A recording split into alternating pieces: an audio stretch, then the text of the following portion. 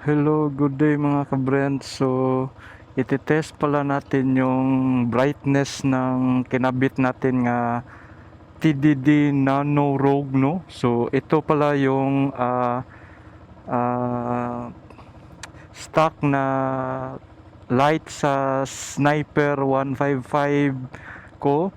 Ito yung low beam at saka ito yung high beam.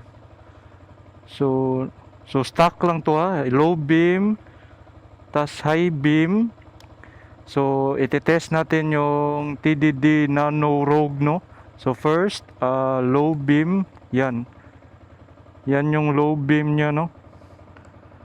Low beam ng stock ko. High beam. Yes. Low beam. Low beam ng TDD Nano Rogue. At saka high beam ng Nano Rogue, no? So sobrang liwanag, no? So tara, mag-rides tayo. So stock muna yung gagamitin ko, no? Light stock. So doon natin gagamitin sa madilim-dilim, no?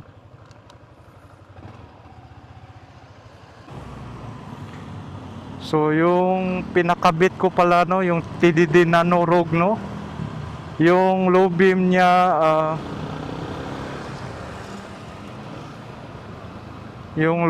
niya color white. Yung high beam sinabay ko sa kulay yellow at saka white. So para maganda, no, yellow at saka white yung high beam.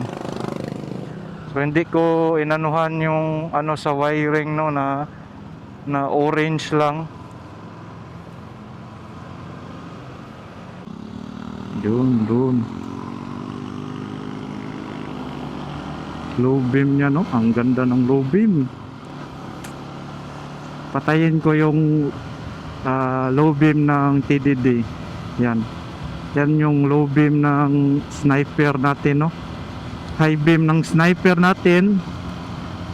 Yan yung high beam ng TDD Nano Rogue.